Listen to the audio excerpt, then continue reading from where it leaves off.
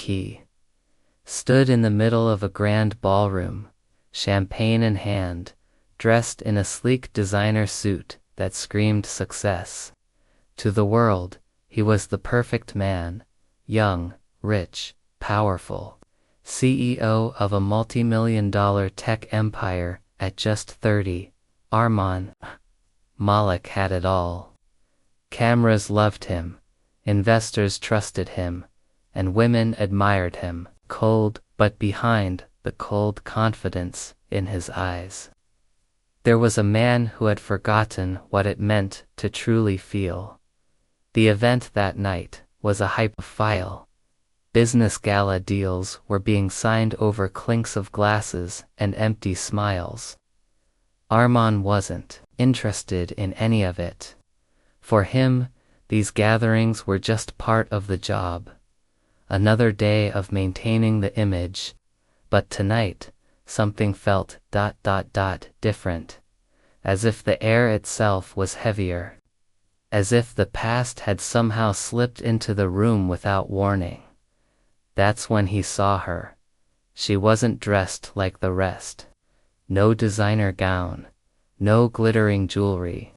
Just a simple beige dress that didn't try to compete, but somehow made everything else look dull. Hair was pulled back in a loose braid, a few strands falling around her face, and her eyes, those eyes, they held a story that Arman almost recognized, but didn't allow himself to read.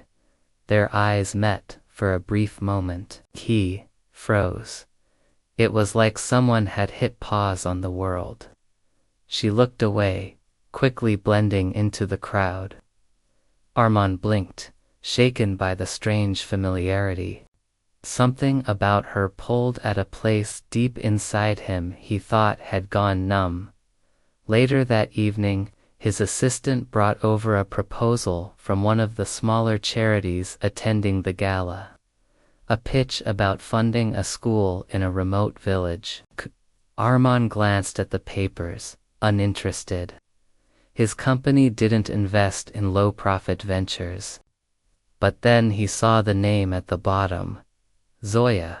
The name hit him like a punch to the chest. Zoya Khan. The name he hadn't spoken in over 15 years. The name he had whispered in the dark as a teenage boy. The name he had buried along with the memories of a small town, rainy afternoons, and innocent love letters written on torn notebook pages. His heart pounded as he walked out of the ballroom, needing air. Memories flooded his mind without mercy. Zoya, the girl with big dreams and a heart bigger than the sky. Zoya, who used to wait for him at the tea stall near the school. Zoya, who once said she would love him even if he had nothing, but she was gone now. He had left her behind, not with a fight, not with drama, just silence. One day, he stopped replying. One day, he vanished. All for a scholarship abroad, a new life, and the ambition to never be poor again. Arman always told himself, it was the right thing. Love doesn't feed empty stomachs. Dreams don't survive in small towns. So he climbed his way to the top, one ruthless decision at a time. And now, 15 years later, the poor girl he once loved stood in front of him, not asking for anything but help. Not for herself, but for children who still believed in magic. The next morning, he asked his assistant to set up a meeting with the charity. He didn't say why. When Zoya walked into his office, the silence was unbearable. She was confident, calm, and didn't blink twice seeing him. That hurt more than he expected. He waited for some sign, some spark of recognition. But she simply nodded, placed her documents on the table, and started talking about the project. It took everything in him not to interrupt her. He kept staring at her hands, her face, the way she moved. She was different now, stronger. But beneath all that strength, he saw traces of the girl who once held his world together. "Why are you doing this?" he asked, finally, voice low.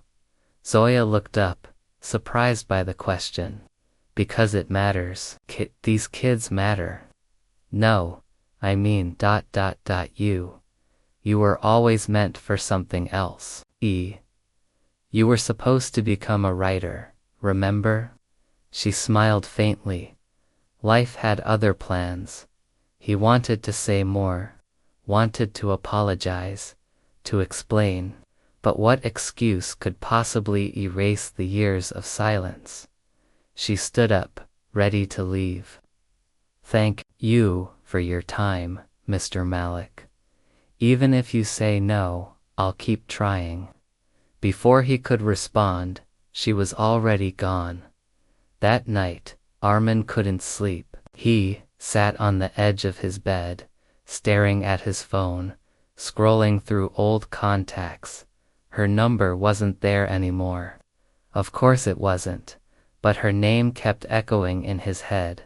Zoya, Zoya, Zoya. He walked to his study, opened an old locker, and dug out a dusty shoebox.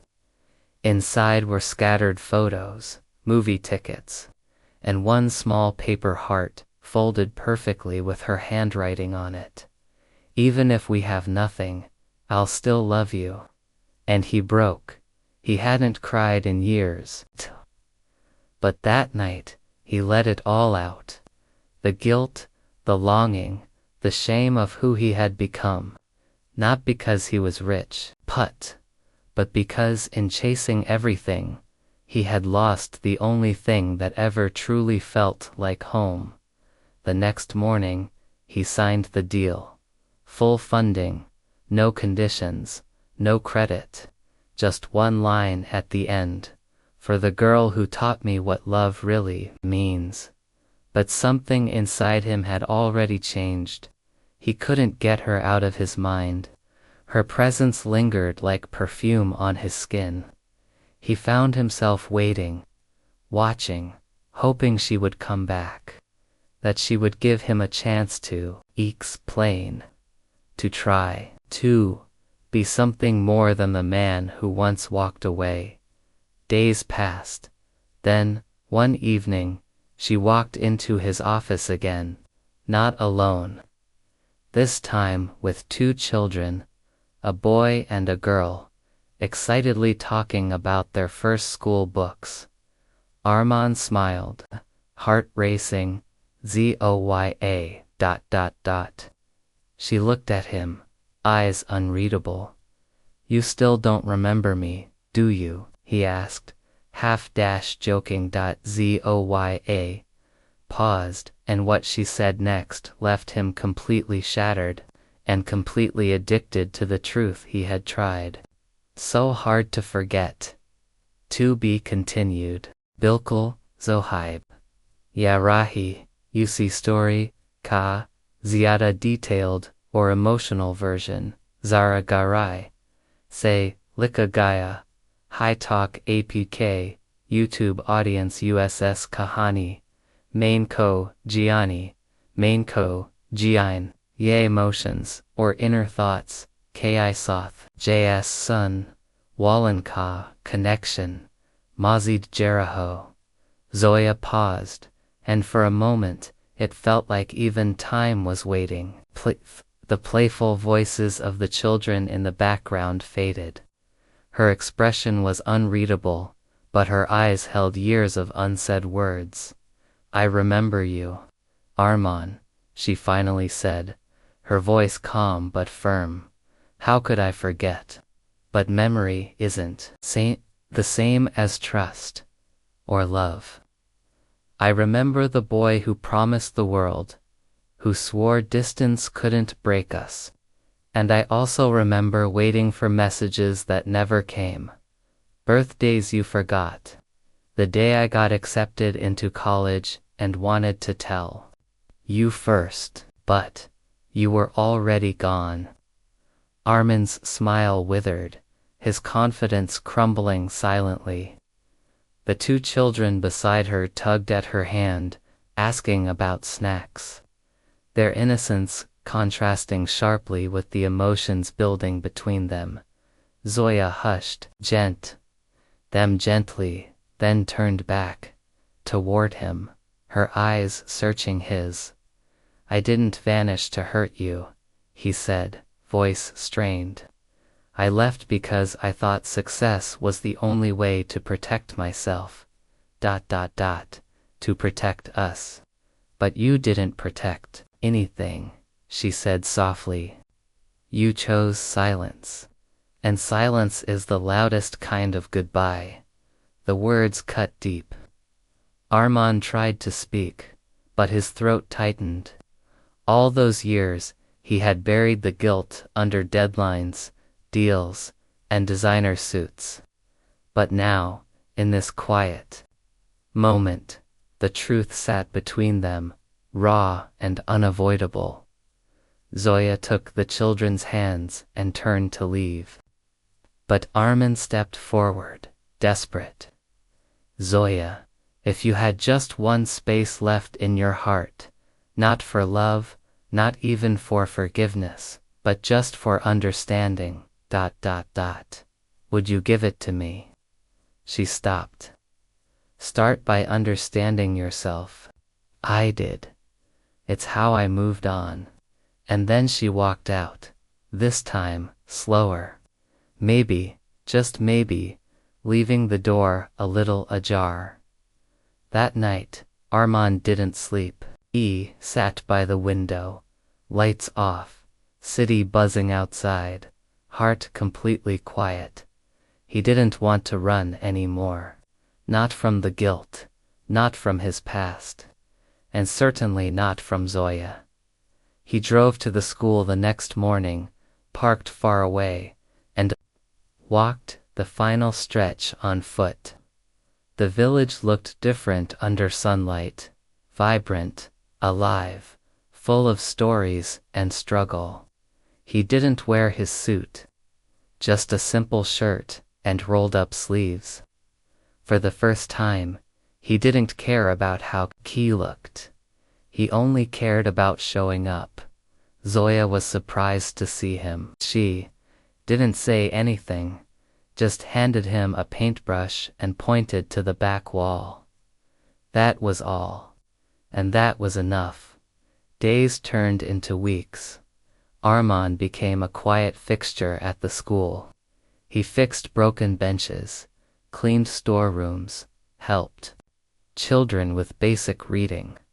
He didn't make speeches or throw money around. He just stayed put. For once in his life, he let his actions speak. And slowly, something changed. The villagers began to nod at him with respect. The children clung to his arms, laughed at his clumsy drawings. And Zoya, she stopped keeping her distance. One day, she even handed him a cup of chai with a small smile.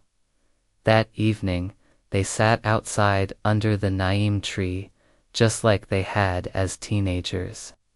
The silence between them felt different now, not cold, but comfortable. Why didn't you write back? She asked suddenly, her tone gentle now. He took a deep breath.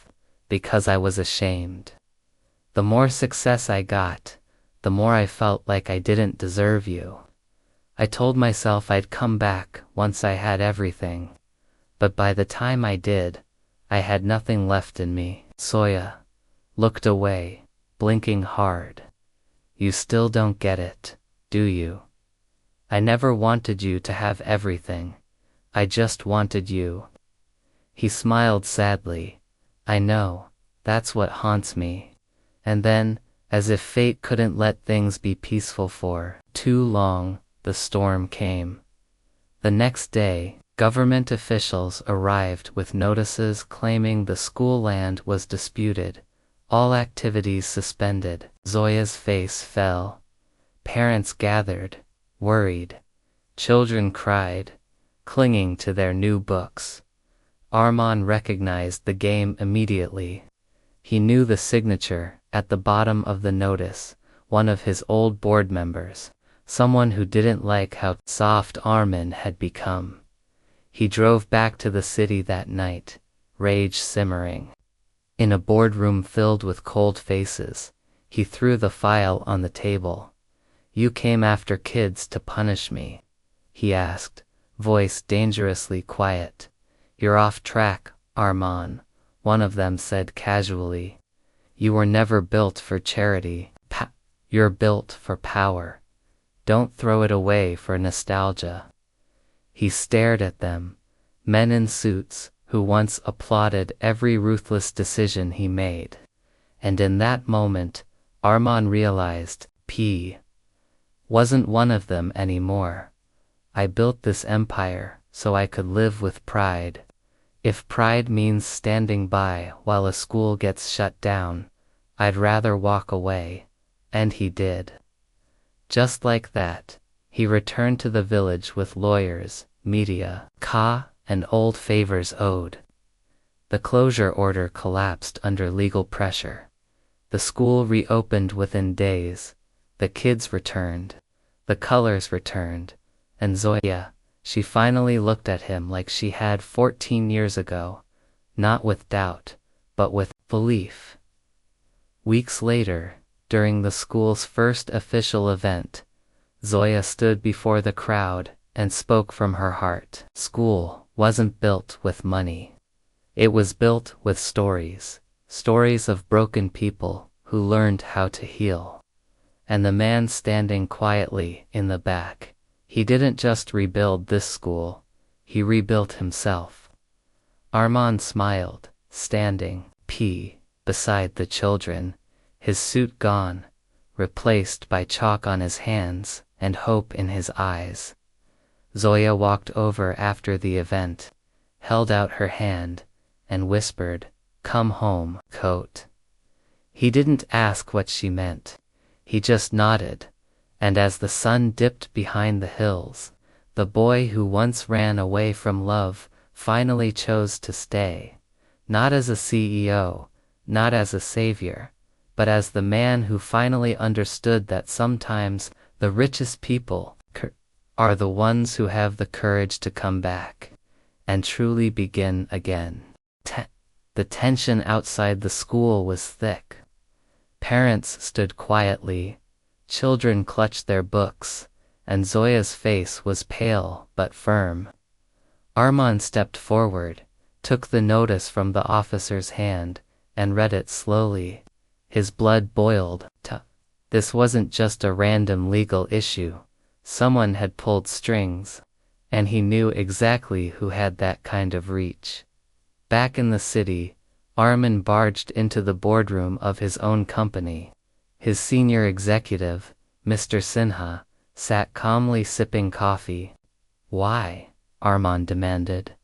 "Why go after a school?" Mr. Sinha looked up, unfazed. "Because you're distracted. This charity, this woman, they've changed you. Investors are nervous. We needed your attention back where it belongs. You shut down a school to send me a message." Armand's voice cracked. "It's not personal," Mr. Sinha replied coldly. "It's business, and you're losing grip on what matters." That moment changed everything. Armand had always known the world of power was ruthless, but he never imagined it would sink this low. He stood there, heart pounding, finally seeing what his success had turned into.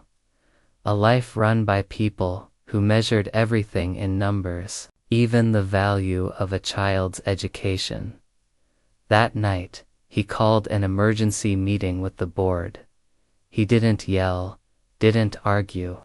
He simply told the truth.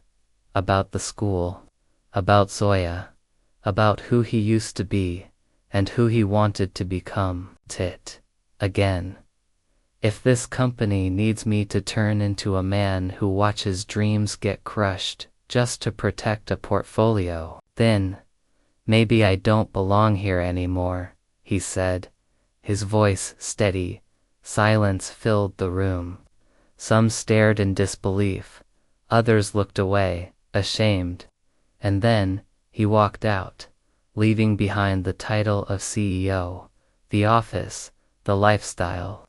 It was the first time in his adult life he felt truly free.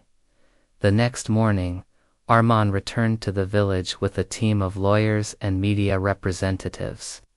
The land closure wasn't legal, just a clever manipulation of loopholes and influence.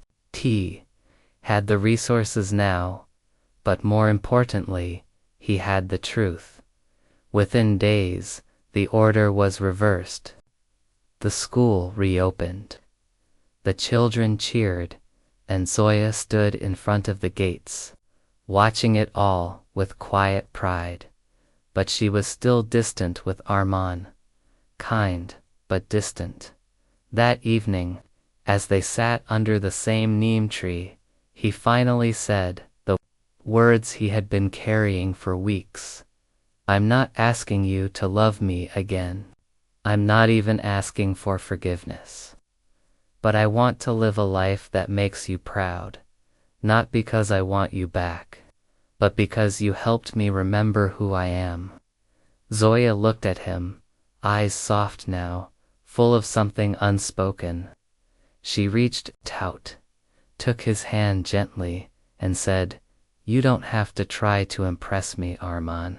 You already have. Just be the man I always believed you could be."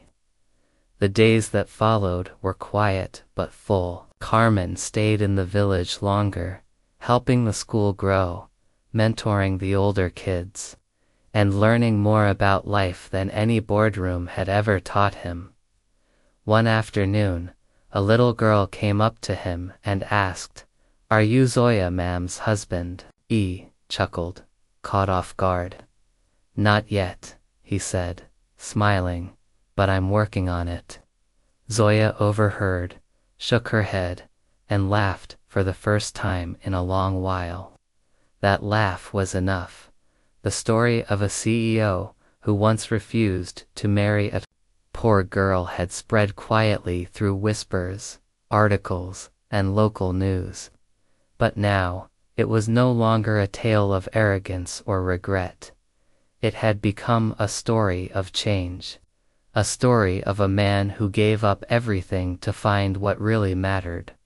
Armand never returned to the corporate world in the same way. Instead, he started a foundation, helping small schools across the country, quietly, without the spotlight, and always with Zoya by his side, even if it was just as a friend, a partner, or something slowly becoming more.